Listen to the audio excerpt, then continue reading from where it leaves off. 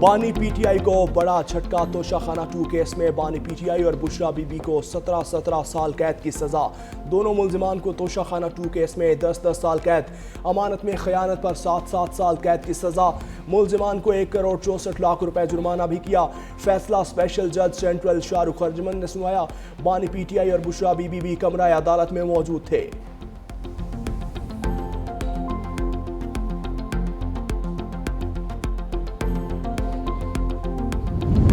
توشہ خانہ 2 کیس جنوری 2024 میں فائل ہوا۔ 13 جولائی 2024 کو نیب نے توشہ خانہ 2 کیس میں بانی پی ٹی آئی اور بشرا بی بی کے ڈیالہ جیل میں گرفتاری ڈالی۔ 12 دسمبر 2024 کو ملزمان پر فرد جرم عائد کی گئی۔ ملزمان نے 7 آئٹمز کی ویلیو کم کر کے پیسے جمع کروائے تھے۔ توشہ خانہ 2 کیس کا ٹرائل 1 سال ڈیالہ جیل میں چلا۔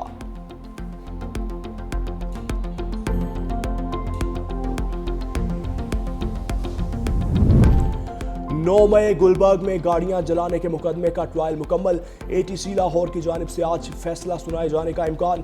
ملزمان میں یاسمین راشد، محمود الرشید، اعجاز چودھری، عمر سرفراز چیمہ اور دیگر شامل۔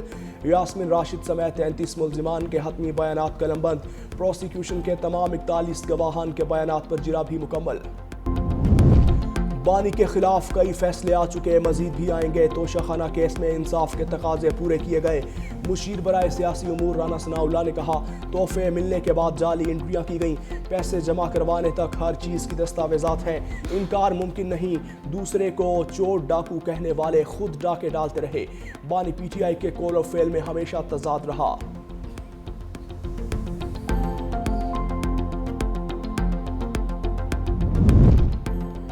فیصلہ انصاف پر مبنی ہے، فراڈ کر کے تحفوں کی قیمت کم لگوائی گئی۔ وزیر اطلاعات عطا طارق کی میڈیا سے گفتگو، کہا اسٹیٹ کو کروڑوں روپے کا نقصان پہنچا، تحائف اپنی ذات کے لیے رکھ لیے گئے۔ وزیر اطلاعات پنجاب عظمہ بخاری نے کہا، فیصلہ آنکھیں کھول دینے کے لیے کافی ہے۔ بانی پی ٹی آئی نے اقتدار میں آ کر ہیروں کا کاروبار کیا۔ ہیرے جمع کرنا سیاست کا مقصد نہیں ہونا چاہیے۔ سیاست کے نام پر دوسروں پر چور اور ڈاکو کا الزام لگا۔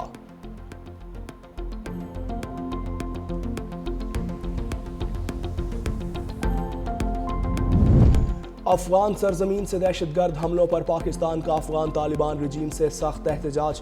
Afghan deputy head of mission کو وزارت خارجہ طلب کر کے باضابطہ ڈی مارچ کر دیا۔ پاکستان کا افغان طالبان کی جانب سے دہشت غزہ فورس میں شمولیت پر غور کی پیشکش۔ امریکہ کا پاکستان سے اظہار تشکر۔ امریکی وزارت خارجہ میں پریس کانفرنس کے دوران مارکو روبیو نے کہا، پاکستان سمیت دیگر ملک ابھی کچھ سوالوں کے جواب چاہتے ہیں، اس کے بعد ہی ہم کسی ملک سے یہ کہہ سکیں گے کہ وہ غزہ امن منصوبے کے لیے اپنی خدمات پیش کرے۔ مجھے پورا یقین ہے کہ بہت سے ملک ایسے ہیں جو اس تنازع میں شریک ہر فریق کے لیے قابل قبول ہیں اور جو آگے بڑھ کر غزہ استحکام فورس کا حصہ بننا چاہتے ہیں۔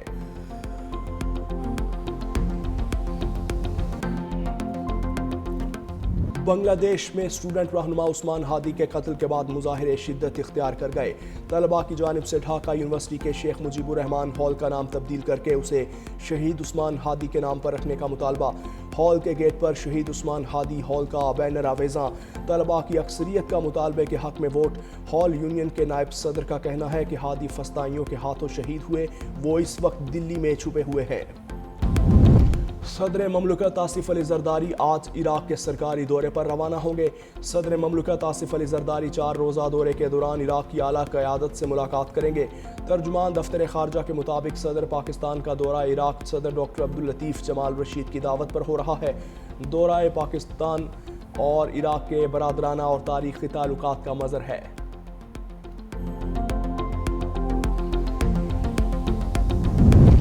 وزیر اعظم کا ٹیکس چوری کے خلاف اقدامات کو مزید تیز کرنے کا حکم۔ شہباز شریف نے انسداد اسمگلنگ کی کارروائیوں پر ایف بی آر کی کاوشوں کو سراہا۔ وزیر اعظم کی زیر صدارت ایف بی آر کا ہفتہ وار جائزہ اجلاس۔ وزیر اعظم شہباز شریف کی ٹیکس چوری اور اسمگلنگ کے خلاف کسی قسم کی نرمی نہیں برتنے کی ہدایت۔ بولے، ہر سال قوم کا اربوں روپے کا قیمتی سرمایہ اسمگلنگ کی نظر ہوتا ہے۔ پاکستان کسٹمز کی کامیاب کارروائیوں سے اسمگلنگ میں خاطر خواہ کمیاں ناقابل ستائش ہے۔ اسمگلنگ کی روک تھام سے متعدد اشیاء اب قانونی طور پر درآمد ہو کر معیشت کا باضابطہ حصہ بن رہی ہیں۔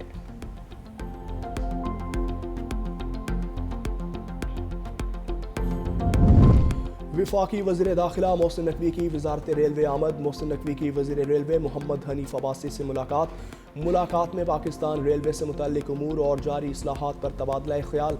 وزیر ریلوے محمد حنیف عباسی کی جانب سے 2025 میں ریلوے میں کی گئی انقلابی تبدیلیوں پر بریفنگ۔ وزیر داخلہ محسن نقوی نے ریلوے اصلاحاتی اقدامات کو سراہا۔ دونوں وزراء کا پاکستان ریلوے کو جدید خطوط پر استوار کرنے کے عزم کا اظہار کیا۔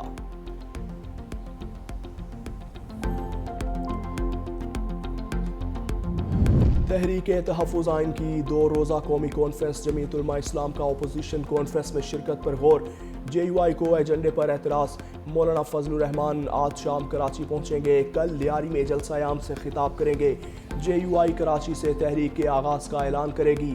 22 دسمبر کو تمام مکاتب فکر کی سیاسی اور مذہبی جماعتوں کے اجتماع میں شرکت۔ تمام مسالک کے مدارس دینیہ کی تنظیمات بھی مدعو۔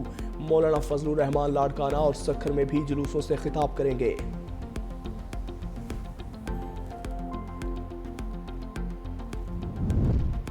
وفاقی وزیر اطلاعات عطا تارڑ سے تاجکستان کی وزیر ثقافت کی ملاقات۔ پاک تاجک ثقافتی ہفتے کے انعقاد اور دور طرفہ تعاون پر تبادلہ خیال۔ ڈیجیٹل میڈیا میں اشتراک، ادبی اور ثقافتی ورثے کے تحفظ اور عوامی روابط کو مزید فروغ دینے پر بھی زور۔ تاجک صدر کے متوقع دورے کے موقع پر ثقافتی تعاون کے معاہدے پر اتفاق۔ مشترکہ ادبی ثقافتی ورثے کو دونوں ممالک کے تعلقات مضبوط بنانے کے لیے اجاگر کرنے کا عزم۔ ملاقات میں اعلیٰ حکومتی اور سفارتی عہدیداران بھی موجود تھے۔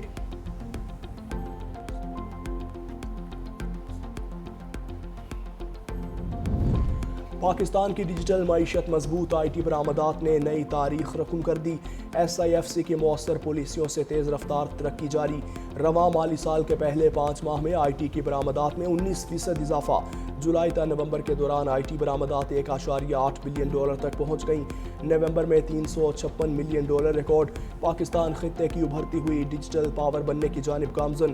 روزگار، زر مبادلہ اور ڈیجیٹل خود مختاری میں نمایاں پیش رفت جاری ہے۔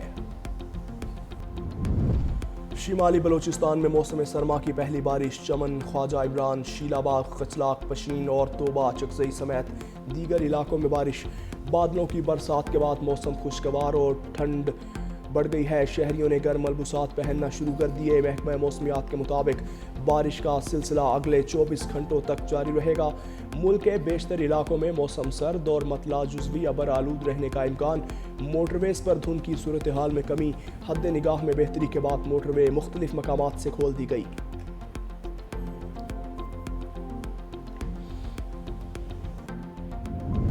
اسموگ کے خلاف بڑی کامیابی۔ شدید دھند اور سردی کے باوجود لاہور کا AQI 187 تک آ گیا۔ مقامی آلودگی پر مؤثر کنٹرول سے پہلی بار دسمبر میں نمایاں بہتری ہوئی۔ سینئر صوبائی وزیر مریم اورنگزیب کے مطابق وزیر اعلیٰ پنجاب کی قیادت میں پالیسی ریفارمز اور فیلڈ ایکشن رنگ لے آئے۔ ٹیکنالوجی بیسڈ مانیٹرنگ سے کالا دھواں ختم، ٹریفک دباؤ میں کمی سے فضائی معیار مستحکم ہوا۔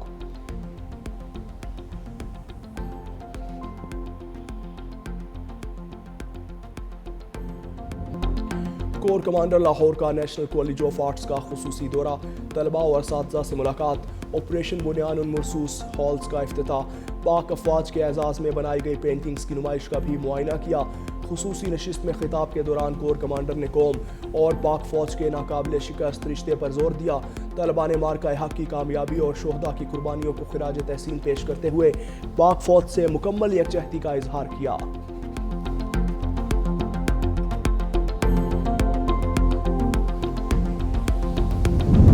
وزیر اعلیٰ سندھ کا کراچی میں بھتے کی پرچیاں ملنے کا نوٹس۔ بھتہ خوری کے خلاف سخت کارروائی کا حکم۔ وزیر اعلیٰ سندھ سے آباد کے وفد کی ملاقات۔ وفد نے بتایا تاجروں، صنعت کاروں، پراپرٹی ڈیلرز کو بھتے کی پرچیاں ملیں۔ مراد علی شاہ نے کہا کہ زیرو ٹالرنس پالیسی کے تحت کارروائی کی جائے گی۔ وزیر اعلیٰ سندھ مراد علی شاہ کی سندھ اسمبلی میں میڈیا سے گفتگو۔ کہا پہلے بھی بھتہ خوری کے خلاف کامیابی حاصل کی تھی، اب بھی کریں گے۔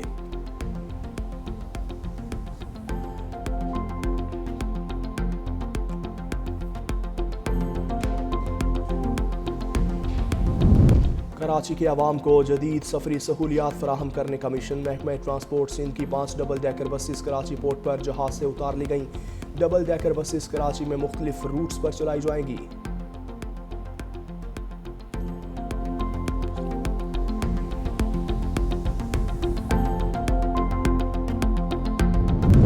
امریکہ اور اردن فورسز کے شام میں داعش کے ٹھکانوں پر شدید فضائی حملے۔ امریکی حکام کے مطابق لڑاکا طیاروں ہیلی کاپٹرز نے وسطی شام میں متعدد اہداف کو کامیابی سے نشانہ بنایا۔ امریکی وزیر دفاع پیٹ ہیگسٹ کا کہنا ہے کہ آپریشن ہاک آئی اسٹرائک کا مقصد داعش کے بنیادی ڈھانچے اور ہتھیاروں کی تنصیبات کو ختم کرنا تھا۔ امریکی صدر ڈونلڈ ٹرمپ نے کہا کہ داعش کے خلاف وعدے کے مطابق بھرپور جوابی حملے کیے۔ امریکہ پر حملہ کرنے والوں کو پہلے سے زیادہ سخت جواب ملے گا۔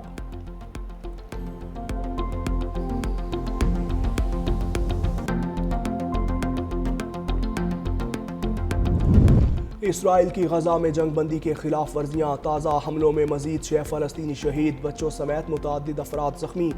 دوسری جانب اسرائیلی فوجیوں کے مغربی کنارے میں چھاپے بھی جاری، متعدد نوجوانوں کو گرفتار کر لیا۔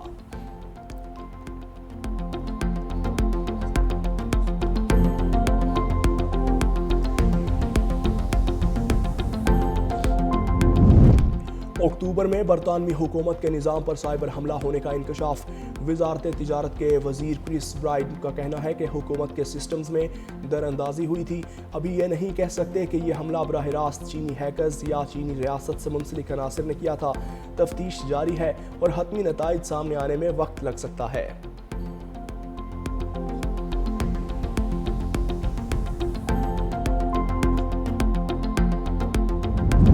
ایران کے لیے جاسوسی کا الزام، اسرائیل نے روسی شہری کو گرفتار کر لیا۔ اسرائیلی خفیہ ادارے شین بیت کا کہنا ہے کہ ملزم نے ایرانی انٹیلیجنس کے کہنے پر اسرائیلی بندرگاہوں اور تنصیبات کی تصاویر بنائیں۔ جاسوسی کے بدلے روسی شہری نے ڈیجیٹل کرنسی میں ادائیگی وصول کی۔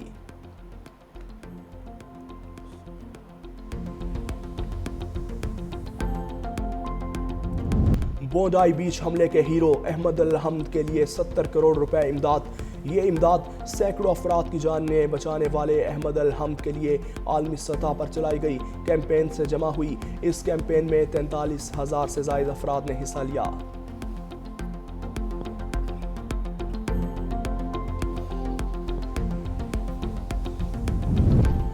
بارشوں کے بعد دبئی میں معمولات زندگی بحال۔ دبئی حکام کا کہنا ہے کہ شہریوں کے پارکس میں جانے اور ساحل سمندر پر نہانے پر عائد پابندیاں ختم کر دی گئیں۔ ابوظہبی میں حکومت نے اعلان کیا ہے کہ تمام پارکس اور بیچز کو دوبارہ کھول دیا گیا ہے۔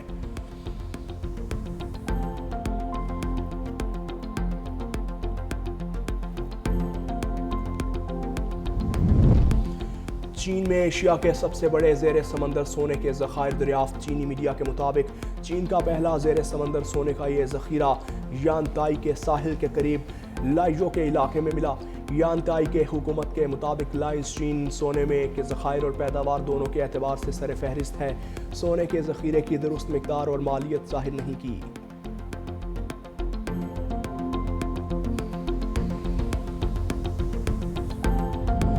کراچی سے پہلی تھرڈ ڈیزرٹ سفاری ٹرین روانہ۔ سفاری ٹرین حیدرآباد اور میرپور خاص میں مختصر قیام کے بعد آج سپہر صحرائے تھر کے چھور اسٹیشن پہنچے گی۔ شرکاء پرچی جی ویری میں بون فائر اور صحرائے تھر کے مختلف سیاحتی مقامات جیسے زیرو پوائنٹ اور آخری ریلوے اسٹیشن کا دورہ کریں گے۔ سفاری ٹرین میں سیاح، فیملیز، فنکار اور ٹور آپریٹرز شامل۔ سفاری ٹرین کا مقصد صحرائے تھر کی ثقافتی، قدرتی اور تاریخی اہمیت کو اجاگر کر کے مقامی اور بین الاقوامی سیاحت کو فروغ دینا ہے۔